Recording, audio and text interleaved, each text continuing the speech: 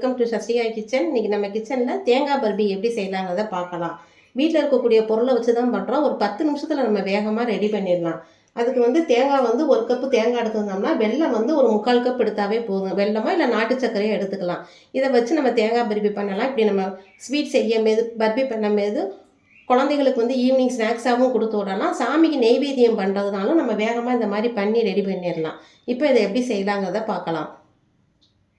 முதல்ல வந்து வெள்ளத்தை வந்து கரைச்சி எடுத்துக்கிடுவோம். மண் இல்லாமல் கரைச்சி எடுத்துக்கிடுவோம். அதுக்கு தண்ணி ஒரு 1/4 டம்ளர் தண்ணி ஊற்றிக்கிடுவோம். நம்ம எடுத்து வச்சிருந்த வெள்ளத்தை சேர்த்து நல்லா வெள்ளம் கரைஞ்சிச்சுன்னா கல் மண்ணெல்லாம் வடிகட்டிட்டு அப்படியே சேர்த்து நம்ம கலர்றது தான்.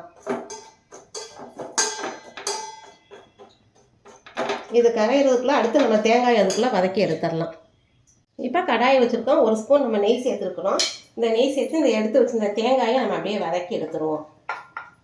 இந்த தண்ணிச்சத்தை குறையிற அளவுக்கு வதக்கி எடுத்துக்கிடுவோம். வெள்ளம் கரையிறதுக்குள்ளே நம்ம தேங்காயை வதக்கி எடுத்துடலாம். அப்படியே சேர்த்து அப்படியே கலர்றது தான். ரொம்ப வேகமாக ரெடி பண்ணிடலாம். அடுப்பை குறைச்சி வச்சே வதக்குவோம். அப்போ தான் தேங்காய் நல்லா வாசமாகவும் இருக்கும், நல்லாயிருக்கும். வெள்ளம் பாருங்கள் நல்லா கரைஞ்சிருச்சு. இப்போ நம்ம அடுப்பை ஆஃப் பண்ணிடுவோம். அப்படியே வடிகட்டி நம்ம சேர்த்துடலாம். இப்போ தேங்காய் நல்லா வறுத்துருச்சு. வாசம் நல்லா ஜம்முன்னு இருக்குது. இப்போ இதை வேறு தட்டுக்கு நம்ம மாற்றி வச்சுருவோம். மாற்றி வச்சதுக்கப்புறம் இந்த வெள்ளைப்பாகு இருத்து அப்படியே நம்ம தேங்காய் பர்பியாக கலர் செய்கிறது தான். வேறு தட்டுக்கு இந்த மாதிரி நம்ம மாற்றி வச்சுருவோம். அப்படியே வச்சோம்னா தேங்காய் ஒரு மாதிரி அடியிலெல்லாம் செவந்துடும். உங்களுக்கு கொஞ்சம் கலர் மாறினாவே போதும்.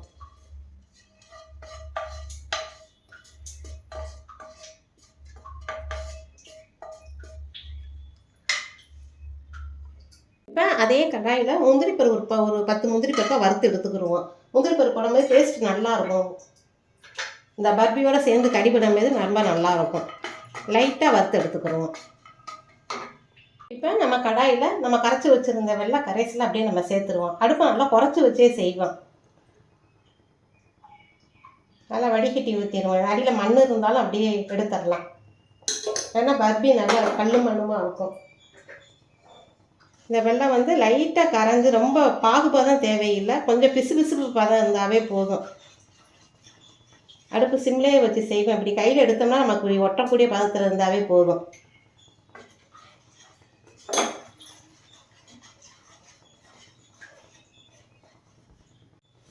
இப்படி கையில் எடுத்தோம்னாவே இப்படி ஒட்டக்கூடிய பதத்தில் இருந்தால் போதும்.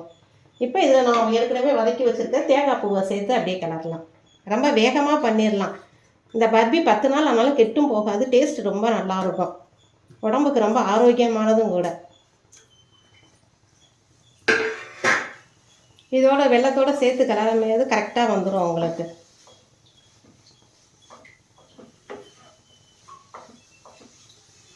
வாசனைக்கு ஏலக்காய் தூள் ஒரு பிஞ்சு சேர்த்துக்கிடுவோம். சேர்க்கும்போது நல்லா வாசனையாக இருக்கும். வெள்ளத்துலேருந்து கொஞ்சம் தண்ணி விட்டு அதுக்கப்புறம் தான் உங்களுக்கு நல்லா சேர்ந்து வரும்.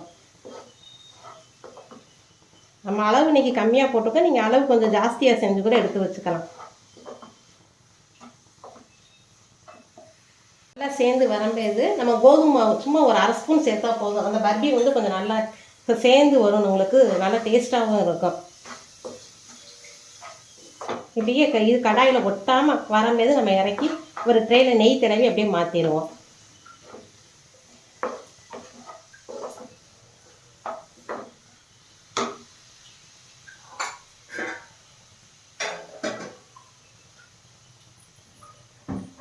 பாருங்கள் நல்லா ஒட்டாமல் சேர்ந்து வருது. நம்ம ஏற்கனவே வறுத்து வச்சுருந்தா முந்திரி பருப்பு இதில் சேர்த்துடலாம்.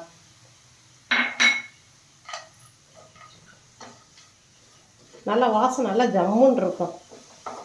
இதில் ஒரு ஸ்பூன் நெய் சேர்த்துக்கிட்டோம்னா இன்னும் நல்லா வாசனையாக இருக்கும்.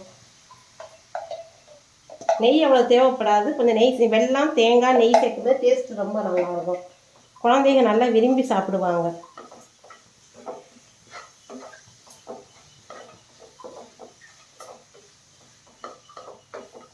இப்போ நம்ம அடுப்பை ஆஃப் பண்ணிடலாம். இப்போ நம்ம கையில் எடுத்தோம்னா பாருங்கள் ஒட்டாமல் இருக்கும். ஒட்டாமல் வந்துச்சுன்னா இந்த பதம் தான் கரெக்டான பதம். இந்த பாருங்க இப்படி நல்லா உருட்டை வருது பாருங்க. இப்போ ஒரு தட்டில் மாற்றிடுவோம். இப்போ நம்ம பிளேட்டில் நல்லா நெய் தடவி வச்சுருக்கோம். அவங்களுக்கு இது உள்ள பட்டர் ஷீட் இருந்தால் பட்டர் ஷீட் போட்டுக்கோங்க. பட்டர் ஷீட் இல்லைன்னா இந்த மாதிரி ஒரு பிளேட்டில் நெய் தடவிடுங்க. நெய் தடவிட்டு நம்ம எடுத்து வச்சுருந்த தேங்காய் பர்பியை அப்படியே ஒரு தட்டில் ஊற்றிடுவோம். ஒரு 1 மணி நேரம் அப்படியே வச்சிருவோம். வச்சதுக்கப்புறம் நம்ம கட் பண்ணுவோம். கொஞ்சம் செட் ஆகட்டும்.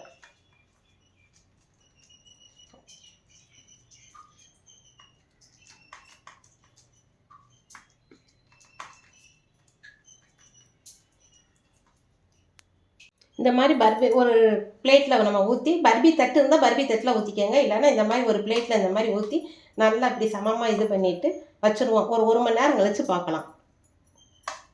டேஸ்ட்டு ரொம்ப நல்லாயிருக்கும். ரொம்ப வேகமாகவும் ரெடி பண்ணிடலாம். ரொம்ப ஆரோக்கியமான ரெசிபி.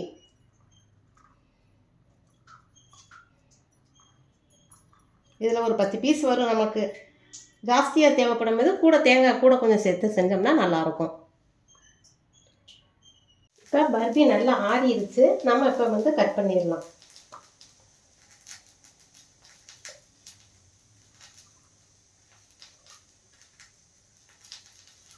நல்லா சாஃப்டாக இருக்குது பாருங்கள். உங்களுக்கு அப்படி பர்பி போட வராட்டினா நம்ம லட்டா கூட ரெடி பண்ணிக்கலாம். தேங்காய் லட்டா கூட டேஸ்ட்டு வந்து ரொம்ப நல்லாயிருக்கும்.